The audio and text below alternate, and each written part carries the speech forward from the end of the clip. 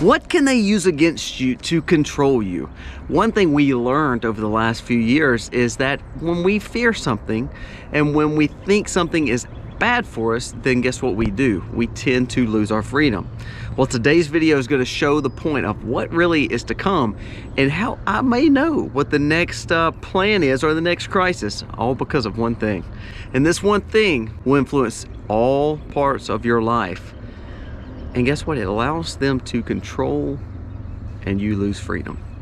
Let's jump into a great quality video, hopefully that will open your eyes and hopefully you can share with someone else to see really what's happening when it comes to what's the next, pandemic, what's the next problem, what's the next crisis. This could be the answer, and I think this is the answer that they want it to be. The question is, are you going to allow it to affect you? Let's jump into the video today. It's going to be a good one. It starts right now.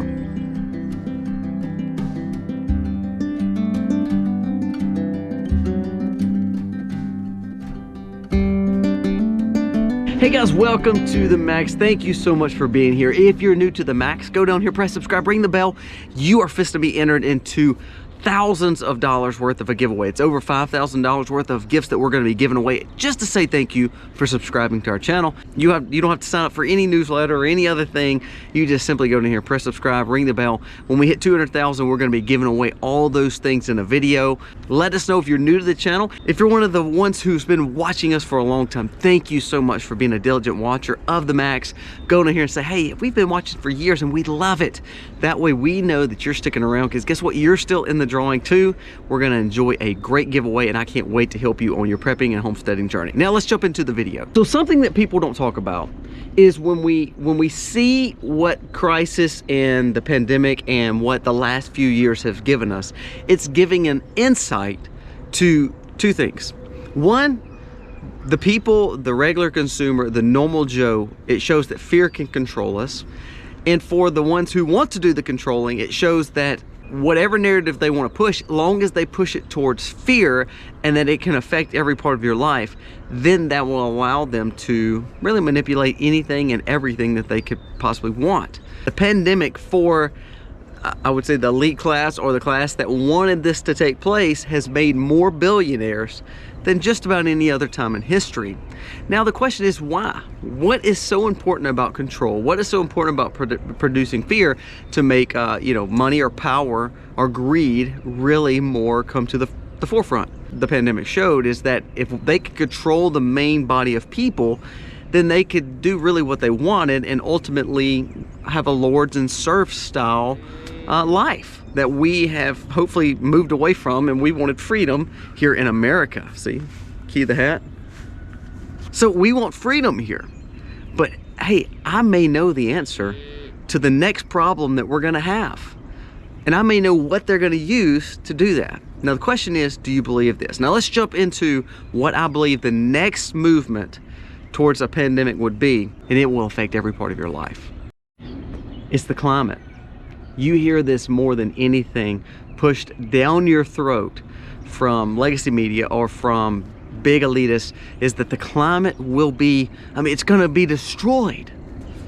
People don't realize Al Gore, for instance, has amassed hundreds of millions of dollars pushing this narrative. Everyone pushing this narrative, there's usually a reason behind it. If climate was so bad, why would you see all these billionaires, former presidents, all these people who are pushing, saying the climate's going to end the world? They're all building homes close to the beach. They're all building homes in Martha's Vineyard. They all live in areas that would, quote unquote, be destroyed. They're not moving to Mississippi. They're not moving inland. They're moving to all of these high-end places. So do you think they really believe what they're spewing? And now the question is, are you going to be a solution, or are you going to buy into the problem? We see it with our money. Have you heard, well, dollars are dingy and nasty? And didn't you like when we had to, buy things online and we had to use our digital currency? Nobody wants to touch that nasty money. No telling where that money's been. So they push against it with money. Well, we want you to be able to utilize money all across the world. And we believe transaction of money will be a cleaner process than, you know, having dollar bills and having a decentralized currency. We want to know where you spend your money. So we want to have ESG terms. And so we see that you're buying and being a good citizen to protecting our environment. We don't want you buying stuff that could affect, you know, bad policy that's going to bring on the next climate emergency, and how the world will be destroyed because of that. All because you spend your money in places that you shouldn't spend it. But then when they spend money doing the same thing, buying jet fuel in their private planes, they feel like they could spend a lot more money on buying carbon credits, and so that gives them a pass. It lets them be guilt-free while you're guilty. So money would be number one. It allows them to control how you spend your money, where you spend your money, because it's all based on these credit scores to say, you know what, we see that you need to be wiser with your spending, and you've bought way too much meat this week, you've bought way too much gas this week. You need to curve that. That's not good. Let's stop that flow of money to that thing. You don't believe digitized currency can do that? It will surprise you. Control of the money is not decentralized, such as cash or such as any kind of bartering. It's the fact that control comes from CBDC, comes from digitized currencies, comes from the credit card plastics that we're using each and every day. So money will be affected based on the climate. Number two, food. I mean, your food is so dirty. Those cows, these cows that we're raising, eating this hay and making manure and methane go everywhere in our atmosphere, it's killing us. Do you honestly believe these cows are doing more damage than your private jet? I don't have all the tools and all the money to say it's probably not the cows, but they have all the tools and all the money to say it probably is the cows. So we will literally believe and have fear to think that these cows are causing ozone issues and that the end of the world is coming because a cow will drop manure out the back end than a guy driving around a private jet. Now, I'm going to go ahead and say this. I don't believe climate emergency or climate change is a big issue. Reason being is because as a Christian, I believe God has set aside a time where, as spiritual believers, that we are going to heaven. We believe this earth won't last forever anyway. It is a temporary home for us. So I'm going to go ahead and say that. I don't believe that any situation that us as humans do in our finite minds can control what goes on in the ozone and in the outermost parts of the world and the globe. That is not our job. We have a creator to do that.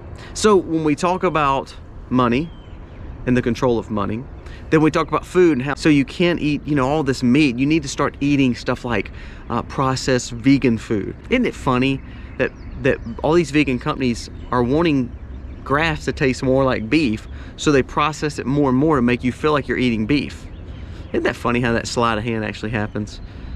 Instead of eating lettuce, we want the lettuce to look like a hamburger patty.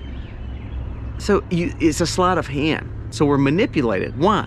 Because I can raise this hog or this cow or this chicken. I can process that and provide food for my family right now. I can provide eggs for my family right now because it's here. It's a decentralized food system. It is a community supported agriculture. CSA always talk about. It's a village. It's a mentality that we can be sustainable. Well, if you believe in all this climate change, then you believe that we're destroying it. Then it gives the power to everyone else to say, no, you have to buy this. You can't raise your own food. That is dirty food. You need to buy this food. So then it controls the food and the way the food is given to us, the way the food is provided for us.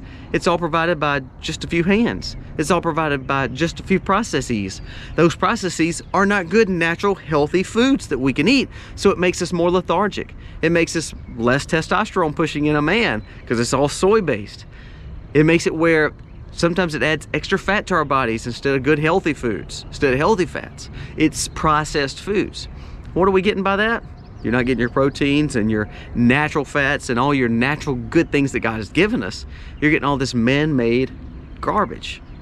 So fear of food, fear of money, those two ways can make the climate agenda really push to say, hey, this is a big deal. Now let's move on to number three. Well, we can see number three. I mean, the energy. Get away from this fuel.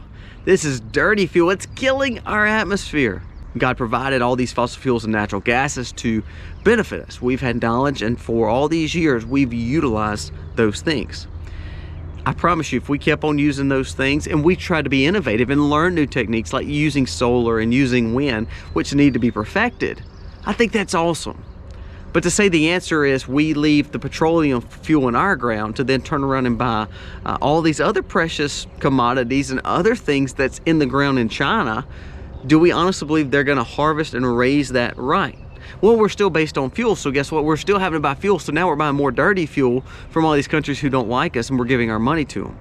But it's all in fear to say, hey, we're making a better quality world. Well, no, we're not, because in America, if we believe in it, and China, they don't believe in it, or Iran, they don't believe in it, or wherever they don't believe in it, guess what?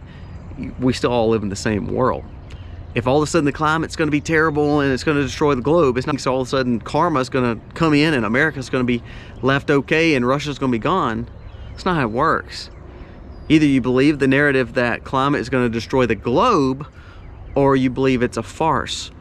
To be honest with you, us trying to be as good in quality and getting away from all this dirty energy to then turn around and still have to buy dirty energy across the world, quote unquote dirty energy across the world, it's not helping anything. But what does it do? Now let's get to the serious part of why we believe this is an emergency and how this emergency will cause you to fear and be controlled and lose your freedoms. Well, if they take the petroleum away, they take the other ways of heating your home away, things that you personally buy from companies, and then it all of a sudden comes on the back of the electrical grid that is monopolized. It's monopolized here, it's monopolized everywhere. Then everything is solely around that big power line that's going through there. Well, if all of a sudden our grid is struggling, then that means the movement of people may not happen. That means you may not can buy the fuel to run your car because it's, you know, it's dirty and dangerous to the climate. Then you have to plug it in. Well, if all of a sudden the power grid's it's taking some heat, it's struggling, we're in famine, we can't plug in because everybody else is plugged in, the grid is just too exposed, we cannot utilize those cars because they're hooked into the grid right now.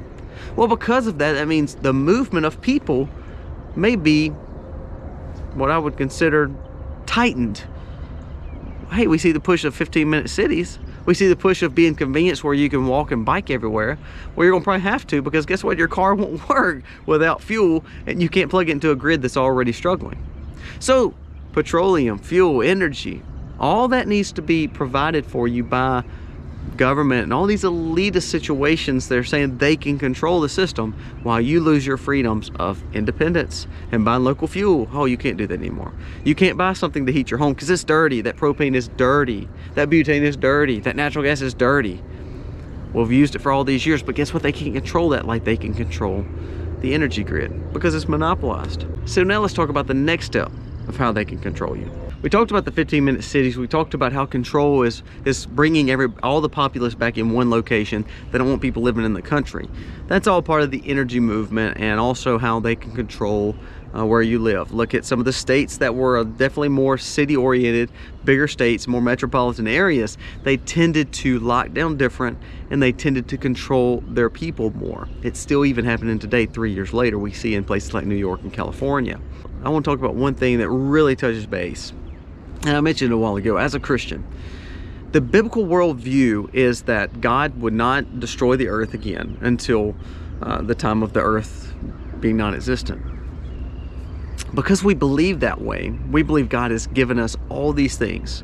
He gives us reason, He gives us availability to be good stewards with what He's given. Well, I'm not saying raise cows or chickens wrong. If we raise them correctly like God gave us to raise, we raise them on grounds, we raise them with healthy grass and healthy food to then turn around and feed us. So we believe those cows are not causing any issues. We also believe that, the fuel that God has given us in the ground, we don't need to do it dirty. We don't need to do it wrong. We don't need to do it harmful to the environment. We need to be good stewards. So we try to get that fuel out of the ground as best as possible. If it was there, why not use it? So that's my thought. As a Christian, I believe God provided it, so it's there. But the scary thing is that that's one of the things that the world needs to get away from, is a biblical worldview. Why? Because if we have trust and hope in a higher being and know that God is on His throne and that Jesus has saved us, then that means we don't fear a lot of things that man can do. That's how we believe as Christians and spiritual thinking people. However, that's not what they need. They need you to get away from biblical-based thought patterns, because if you think biblically based, then you don't believe that man is the one who's going to control everything, and that you don't really fear some of the things that man does, or the climate agenda. Well, we don't believe in the climate agenda that's going to be destroyed, because again, we're spiritual. So let's turn that. We've seen education, we've seen indoctrination, we've seen all these things push against a biblical worldview. I think there's something way bigger than just getting people in a worldly view. I believe it's a way to make fear. We saw the last 2 to 3 years, if we can make people believe that they're sick, then they get more drugs and pharmaceuticals. If we make people believe that cows and chickens and eggs and all these things are bad for us, that we can process something in a factory, man-made, instead of what God's given us, then we fear it, and so then we eat all this garbage food. Then it makes us more, lethargic, lazy, and more unhealthy, because we're eating stuff that's not natural. If we believe that something is going to kill us and we're scared of what that looks like, or we're scared of dying, or we're scared of being sick and locked up in a hospital, then we tend to lose some freedoms, because we believe that those controls are there to, quote unquote, help us. So the main thing that anyone that's pushing activism on the climate side, and that the reason they need that fear and that control and that mentality, one thing that's really standing in their way is religious people, or scripture or biblical minded folks. So if they can push that narrative out, then all this other stuff will just happen naturally, because we will fear so much and lose our freedoms that way it won't matter that way it won't even matter anymore. We'll be so scared that we'll just be subservient to whatever the situation may be. So this is why I believe that you're going to see more climate agenda. You've seen that with this presidency. You see the real big push, that fear tactics on the fact of climate, and how globalism needs to be brought in all together, to where you need to be cleansed of all this dirty fuel and cleansed of all this meat, because it's not good for you. It's killing our ozone. Well, if they can make you fear, and they can teach our children that biblical worldviews are a little strange, then they can control and mold that child to be the next generation, to fear everything other than the government and other than the powers that be. Do you see it? So when I say I know what the next, control or pandemic or crisis may be, it's already happening before our eyes. And there's not enough people standing against it to say, you know what, that stuff, there's going to be famines, there's going to be droughts, there's going to be climate change, there's going to be cold weather, there's going to be hot weather, there's going to be storms, there's going to be hurricanes. No man can control that, because that's a almighty God that's doing those things and allowing those things to happen to this earth. This earth is a sinful world, and it's going to fail, and it will one day be destroyed. But you eating a processed burger that is made of chickpeas and black beans instead of eating a cow is not helping or harming that. You driving an electrical car versus driving a fuel injected car, you are not going to make that change. You buying extra carbon credits because you're riding a jet, because you can afford a jet and God's been good to you, and all of a sudden you've been blessed to have a jet, you're not going to solve anything, because it's not about that, truthfully.